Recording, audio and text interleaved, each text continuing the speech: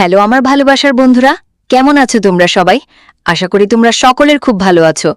বন্ধুরা, আমার নাম মধু এবং আমার বয়স ২৪ বছর। আমার এখনও বিয়ে হয়নি। আমি আমার বাবার সাথে থাকি, কারণ আমার মা মারা গেছেন। যাই হোক, আমার এক ভাই আছে যে আমার থেকে ২ বছরের বড় এবং তার নাম রাকেশ এবং সে বিবাহিত। সে তার স্ত্রীর সাথে শহরে থাকে। বন্ধুরা, আমার গল্প শুরু হয়েছিল যখন আমার ভাই রাকেশ তার স্ত্রীকে তালাক দিয়েছিল। এটি ১ বছর আগে ঘটেছিল। বিবাহ বিচ্ছেদের পর সে আমাদের বাড়িতে ফিরে এসেছিল এবং এখন আমরা ৩ জন, আমি, বাবা এবং আমার ভাই রাকেশ একসাথে থাকতে শুরু করি। বন্ধুরা, আমি তোমাদের বলি যে আমার জন্য যে কোনো প্রস্তাবই আসতো সেগুলি কখনোই নিশ্চিত করা হতো না। বাগদান বা অন্য কিছু ছিল না। সত্যি বলতে এই জিনিসটি আমাকে খুব বিরক্ত করত, কারণ তখন আমার সমবয়সী প্রায় সকল বন্ধু বিবাহিত ছিল এবং তাদেরও সন্তান ছিল, এবং তখনও আমি একা ছিলাম, কারণ আমি বিবাহিত ছিলাম না বা সেই কাজটি কখনোই হয়নি। যাই হোক, এখন আমি অনুভব করতে শুরু করেছি যে এখন আমার সময় চলে যাচ্ছে, যার কারণে আমি খুব বিরক্ত ছিলাম। তখন আমি আমার ঘরে বসে কাঁদতাম এবং নিজেকে জিজ্ঞাসা করতাম, কেন আমার সাথে এমন হচ্ছে? আমি সুন্দরী, আমি নিজের যত্ন নিই, আমিও বাইরে যাই, তাহলে আমার জন্য ভালো প্রস্তাব আসে না কেন? আমি এমনকি ভাবতে শুরু করেছিলাম যে কেউ হয়তো আমার সাথে কালো জাদুর মতো কিছু করেছে, যার কারণে আমি ভেঙে পড়ার দ্বার প্রান্তে ছিলাম। কিন্তু তারপর আমার ভাই রাকেশ তার স্ত্রীকে তালাক দিয়ে আমাদের সাথে আমাদের বাড়িতে থাকতে এসেছিল। তখন আমি কিছুটা স্বস্তি পেয়েছিলাম। তারপর সে তার স্ত্রীকে তার ফ্ল্যাট দিয়ে আমাদের কাছে ফিরে এসেছিল।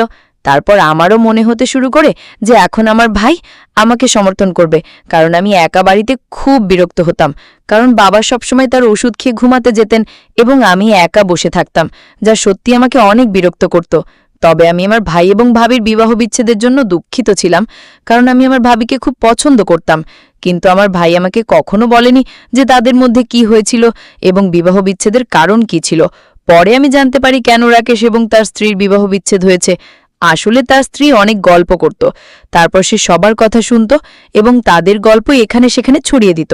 তারপর যখন লোকেরা আমার ভাইয়ের কাছে তার স্ত্রীর বিষয়ে অভিযোগ করতে শুরু করত, তখন আমার ভাইয়ের খুব খারাপ লাগত, কারণ রাকেশ ভাই এইসব পছন্দ করতেন না।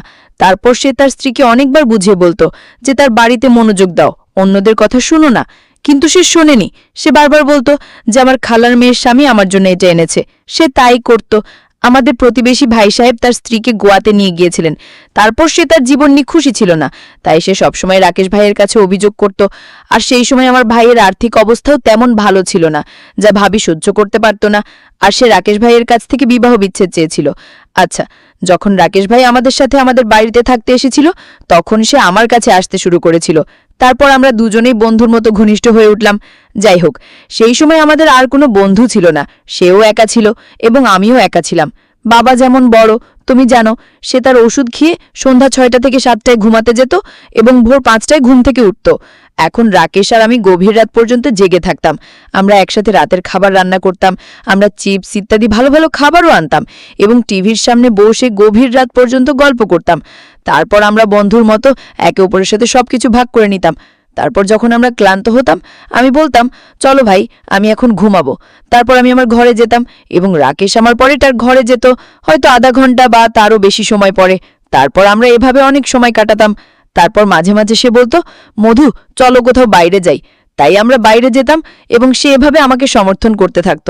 আর এইভাবে সে আমার ব্যথা কিছুটা কমিয়েছিল, যা বিয়ে না করা এবং বয়স বাড়ার কারণে আমাকে কষ্ট দিচ্ছিল। কিন্তু তারপর অনেকবার আমার মনে হয়েছে যে রাকেশ ভাই খুব বিরক্ত এবং দুঃখিত, কারণ তার মানসিক অবস্থা ভালো বলে মনে হচ্ছিল না। কারণ অনেকবার আমি তাকে তার ঘরে একা বসে থাকতে দেখতাম মন খারাপ করে। তারপর অনেকবার আমি তার কাছে গিয়েছি এবং তার সাথে কথা বলে ভাইয়াকে জিজ্ঞাসা করতাম, তুমি এত বিরক্ত কেন? তুমি যদি ভাউবিকে এত ভালোবাসতে, তাহলে কেন তাকে তালাক দিয়েছিলে? এতে রাকেশ ভাই আমাকে বলতেন, মধু, আমি তার জন্য দুঃখিত নই, আমি শুধু অন্য কিছু নিয়ে ভাবছি, তাই তুমি আমার জন্য চিন্তা করো না। কিন্তু তারপর দেখলাম ভাইয়ের মানসিক অবস্থা আরও খারাপ হয়ে গেছে, কারণ এখন সে ঠিকমতো খেতেও পারত না। এটা দেখে আমি বুঝতেই পারছিলাম না যে তার কি হয়েছে, কারণ আমি তার অবস্থা দেখতে পারছিলাম না। আগে সে আমাকে বলতো, চলো বাইরে যাই, এবং আমার সাথে অনেক কথা বলতো, কিন্তু এখন সে সবসময় তার ঘরে আটকে থাকতে শুরু করে। দিনের বেলায় সে কেবল কাজে যেত, ফিরে আসতো, সে আসতো, খাওয়া শুরু করত এবং তার ঘরে যেত। এখন সে আগের মতো আমার সাথে কথা বলতো না, যার কারণে আমিও বিরক্ত হতে লাগলাম। আমার মানসিক অবস্থাও খারাপ হতে শুরু করলো। কিন্তু তারপর ভাবলাম আমার ভাইকে এই অবস্থা থেকে বের করে আনতে হবে। তারপর একদিন আমি তার ঘরে গেলাম।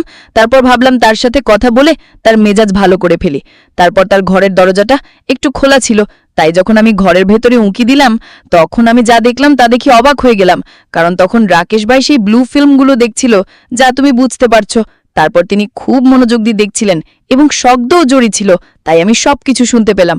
তারপরে এইসব দেখার এবং শোনার পর আমি অবাক হয়ে গেলাম, কারণ এটা আমার জন্য সম্পূর্ণ নতুন এবং অদ্ভুত ছিল। কারণ যা দেখেছিলাম তা খুবই কঠিন দৃশ্য ছিল। তারপর রাকেশ এই সিনেমাগুলোতে পুরোপুরি হারিয়ে গেল। তার কাজকর্ম থেকে এটা স্পষ্ট দেখা যাচ্ছিল এবং সে পুরো গভীরতায় ডুবে গেল।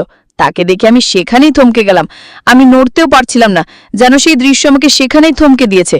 তারপর আমি কোনোভাবে নিজেকে সামলে আমার ঘরে চলে গেলাম। আমি আমার ঘরে গিয়ে বিছানায় বসলাম, কিন্তু তারপর যা দেখেছি তা বারবার আমার মনে ঘুরপাক খেতে লাগলো। ভাইয়ের বিছানা দরজার কাছে থাকায় আমি স্পষ্ট দেখতে পাচ্ছিলাম সে কি দেখছে এবং কি করছে, কারণ এসব আমার জন্য খুবই কঠিন ছিল। তারপর আমি আমার ঘরে বসে এইসব নিয়ে ভাবতে লাগলাম, যার ফলে আমার মন একেবারে ফাঁকা হয়ে গেল এবং আমি বুঝতে পারছিলাম না যে কি করব।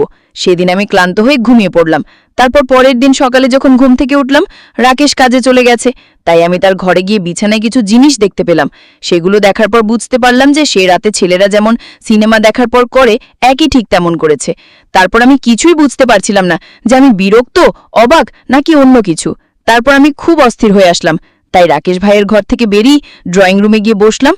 তারপর আমি বাবার জন্য নাস্তা তৈরি করলাম এবং তারপর আমরা একসাথে নাস্তা করলাম। তারপর আমি আমার ঘরে গিয়ে গত রাতের কথা ভাবতে লাগলাম। যদিও তখন আমি এত ছোট ছিলাম না যে আমি কিছুই অনুভব করতে পারিনি, তাই তখনও আমার ঠিক একই অনুভব হয়েছিল, হয়তো গত রাতে আমার ভাইয়ের অনুভব হয়েছিল, কারণ তখন আমার বয়স ২৬ বছর, তাই এটা সম্ভব ছিল। তারপর আমিও কল্পনা করেছিলাম যে আমি বিবাহিত এবং আমার স্বামীর সাথেও এরকম কিছু ঘটছে। কিন্তু তারপর কল্পনাতেই আমার মন সম্পূর্ণ বদলে গেল। এরপর আমি আমার কাল্পনিক স্বামীর পরিবর্তে আমার ভাই রাকেশের কথা ভাবতে শুরু করলাম। তারপর আমি কিছুই বুঝতে পারছিলাম না যে আমার সাথে কি হচ্ছে, আমি কেন এমন ভাবছি।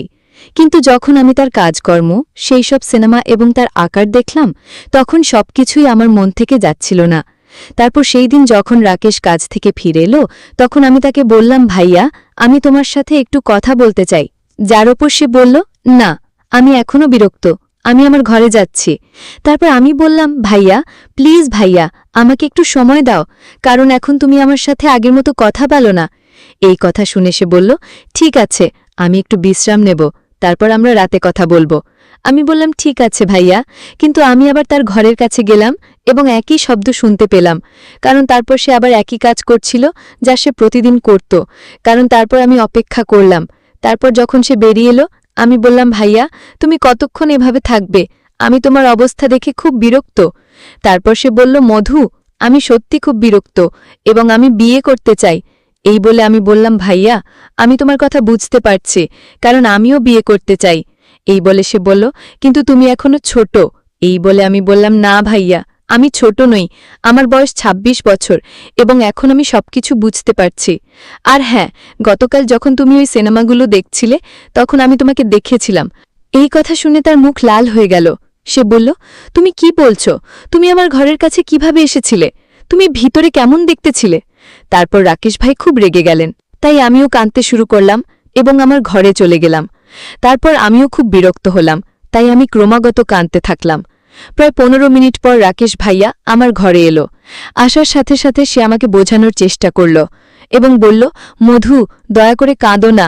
এই কথা শুনে আমি বললাম, ভাইয়া, তোমার জন্য আমার খুব চিন্তা হয়, তাই তোমাকে এভাবে দেখতে চাই না, কারণ আমি তোমাকে অনেক ভালোবাসি, কিন্তু গতকাল যা দেখলাম তা আমার মন থেকে সরছে না। এই কথা শুনে সে জিজ্ঞেস করল, তুমি কি বোঝাতে চাও? কি বের হচ্ছে না? তাই আমি বললাম, ভাইয়া, আমি এই প্রথমবারের মতো এমন জিনিস দেখেছি, সবই খুব অদ্ভুত ছিল। বিবাহিতদের মধ্যে কি এমন হয়? এই কথা শুনে সে আমার দিকে খুব অদ্ভুত চোখে তাকালো। তারপর তার চোখ কিছুটা বদলে গেল, কারণ তারপর সে প্রথমে আমার দিকে তাকালো এবং তারপর ধীরে ধীরে চোখ ওপরের দিকে ঘুরিয়ে নিল। তারপর আমি ওর চেহারা দেখেই গলে যেতে লাগলাম। তারপর রাকেশ ভাই আমাকে বললেন, মধু, এর মানে তুমি কাছে আসতে চাও? তারপর ওর কথা শুনে আমি খুব অবাক হয়ে গেলাম এবং কিছুই বলতে পারলাম না। তারপর আমি কিছুক্ষণ মাথা নিচু করে দাঁড়িয়ে রইলাম। তারপর আমি একটু হেসে বললাম, হ্যাঁ। তারপর বললাম, সত্যি বলতে ভাই, আমিও চেষ্টা করে দেখতে চাই, কিন্তু একটা শর্তে, যদি আমি তোমাকে এটা করতে দিই তাহলে তুমি ওই সিনেমাগুলো দেখা বন্ধ করে দেবে, আর যদি এটা তোমাকে স্বস্তি দেয় তাহলে আমি প্রস্তুত। আর যাই হোক, আমাকে এইসব চেষ্টা করে দেখতেই হয়েছিল। এই কথা শুনে সে আমার কাছে এসে আমাকে জড়িয়ে ধরল। তারপর সে আমার শরীরে আদর করতে লাগলো, আমার কোমর টিপে আমার তরমুজ হাতে চেপে ধরতে লাগলো। তারপর বলল, একটু অপেক্ষা করো, এবং চাবি দিয়ে আমার ঘরের দরজা বন্ধ করে দিল। তারপর সে ফিরে এসে আমার সব কাপড় খুলে ফেলল।